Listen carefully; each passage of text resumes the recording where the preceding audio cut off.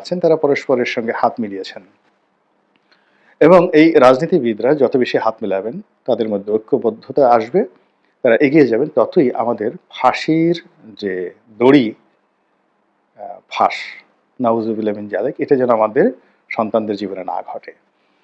তো এটা ক্রমশ এগিয়ে আসছে। এখন আর প্রতি বিপ্লবের কথা কেউ বলছে না, বলছে বিপ্লব ব্যর্থ হতে চলেছে।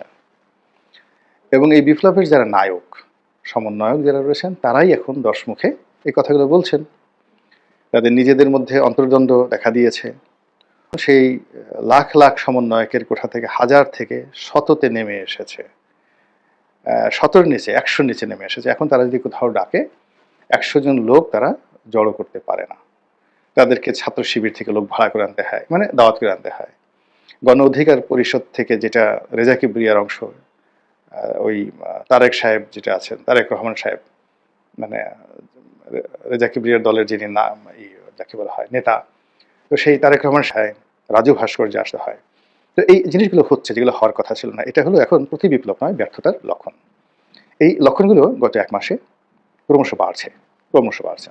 তো এখন আমাদের নতুন প্রজন্মের ছাত্র নেতা, সমন্বয়ক হিসেবে যারা পরিচিত, তাদের নেতৃত্বে, তাদের আহ্বানে, তাদের আত্মত্যাগে একটা বিপ্লব হয়েছে, যেটাকে অনেকে, যেটা বললাম, গণজাগরণ, গণবিস্ফোরণ কিনা গণ অভ্যুত্থান বলার চেষ্টা করছেন। এখন এই যে বিপ্লবটি হলো, এটি প্রি প্ল্যান্ড নয়, নিঃসন্দেহে এটি প্রকৃতির একটা দান, অবারিত দান। তো এই যে এটিকে হাতে নিয়ে, কাঁধে নিয়ে, মাথায় নিয়ে যেভাবে শুকরগুজার আমাদের করা উচিত ছিল, আমরা প্রথম দিন থেকেই সেটি শুকরগুজার করিনি। আমরা একবারও কেউ আল্লাহকে ধন্যবাদ জানাইনি। আল্লাহ যে বলেছেন ওয়াম্মা বিনিয়ামাতি রাব্বিকা ফাহাদ্দিস, যে তোমাদের প্রতি যে নিয়ামত আল্লাহ দেন, সে নিয়ামত পাওয়ার পর সর্বদা সে নিয়ামতের শুকরগুজার করো। আমাদের কেউ, এই যে শেখ হাসিনার পতন হলো এবং ডক্টর মোহাম্মদ ইউনূসের একটা সরকার হলো, মসজিদ, মন্দির, গির্জা, প্যাগোডা থেকে শুরু করে মানে কোনো একটা জায়গাতে দৃশ্যমান আমরা দেখিনি যে আসুন আমরা আজকে আল্লাহকে ধন্যবাদ জানাবো।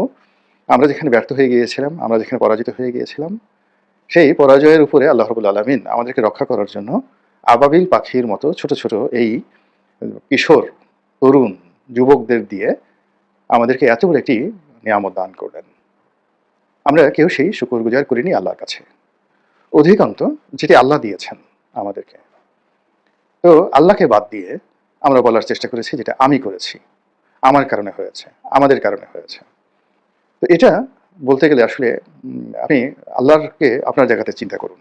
এই যে উপদেষ্টা মণ্ডলী, এই উপদেষ্টা মণ্ডলীর কয়জন 5 ওয়াক্ত নামাজ পড়েন, কয়জন কোরআন শরীফ পড়েন, কয়জন এই যে শতকরা 90% মুসলমানদের যে নেতা, সে নেতা হিসেবে ইসলামী তাহাজিব এবং তমুদ্দুন এটাকে ধারণ করেন।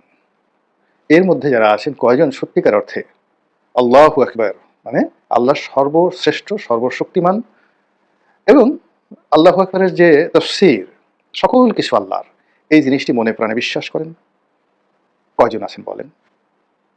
এবং এটা যে কতগুলো একটা নির্মম, কান্না বিজড়িত একটা কথা। এই ছেলেগুলোর দিকে আপনি চিন্তা করেন যে আগস্ট মাসের 3, 4, 5, 6, 7 এদের প্রতি আমাদের কি ভক্তি ছিল, শ্রদ্ধা ছিল, স্নেহ ছিল। তো হঠাৎ করে আমরা কেন এদেরকে শত্রু ভাবছি? এরা তো এখনো সেই আওয়ামী লীগ জমানার, বিএনপির জমানার সেই দুর্নীতি, এরা তো খাম্বাকাণ্ড এখনো ঘটায়নি। এরা তো এখন হাওয়া ভবন তৈরি করেনি, এই 3 মাসে একটা হাওয়া ভবন তৈরি করেনি। 15 বছরের একটা শাসক শ্রেণী, তার মধ্যে 10 বছরের শাসনটিকে বলা হয় অবৈধ, কোনো সন্দেহ নেই। এবং এই অবৈধ শাসনটিকে বৈধ করার জন্য আগের রেজিম যারা ছিলেন, তারা যতটা সম্ভব মিথ্যাচার, যতটা সম্ভব অনাচার, বিচারহীনতা, এই জিনিসগুলো করেছেন এবং ফলে বলে কৌশলে মানুষের মুখ বন্ধ করার জন্য শক্তি প্রয়োগ করেছেন, কৌশল প্রয়োগ করেছেন, অর্থ ব্যয় করেছেন এবং অনেককে এই পৃথিবী থেকে ভব নদী পার করে পরকালে পাঠিয়ে দিয়েছেন। তাদের সেই অবৈধ শাসনকে হালাল করার জন্য আয়নাঘর তৈরি হয়েছে, আরও অনেক কিছু। যেমন একটা বিপ্লব হলে প্রতি বিপ্লব হয়, আমাদের এখানে এই 3 মাসের মধ্যে প্রতি বিপ্লব তো দূরের কথা, প্রতি বিপ্লবের পও আমরা এখনো শুনতে পাইনি।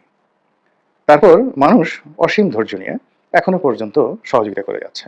যাদেরকে নিয়োগ দেওয়া হয়েছে মন্ত্রী পরিষদে এবং উপদেষ্টা হিসেবে যিনি নিয়োগ লাভ করেছেন, তাদের অন্তর কেমন আমরা জানি না, তাদের চরিত্র ইন্টারনালি কেমন তাও জানি না, তাদের এই রাষ্ট্র পরিচালনার যোগ্যতা তাও জানি না। কিন্তু এমনকি যে ২ জন বা এখন ৩ জন ছাত্র প্রতিনিধি এখানে আছেন মন্ত্রী পদমর্যাদায়, তারাও এই কয়েকদিনে যে যোগ্যতা প্রমাণ করেছেন নিজেদের, এটাকে আপনি অন্যান্য যারা উপদেষ্টা রয়েছেন তাদের তুলনায় আপনি এই যুবকদেরকে বা এই তরুণদেরকে আপনি অযোগ্য বলতে পারেন না।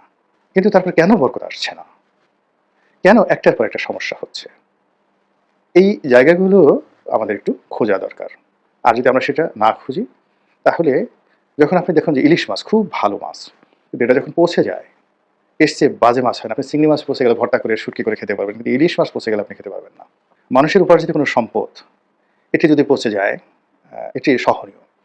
কিন্তু আল্লাহ রাব্বুল আলামিনের দেয়া যদি কোনো নিয়ামত আপনি পচিয়ে ফেলেন, দুনিয়া এবং আখিরাতের সবকিছু বরবাদ হয়ে যাবে। সবকিছু বরবাদ হয়ে যাবে এবং আমরা সম্ভবত সেই বরবাদের দিকে যাচ্ছি। এবং মানুষ যখন একটা সার্টেন লিমিট পর্যন্ত ব্যর্থতাকে সে অ্যাবজর্ব করতে পারে, ধরতে পারে এবং একটা নির্দিষ্ট সীমা পর্যন্ত সে ঘুরে দাঁড়াতে পারে ব্যর্থতা থেকে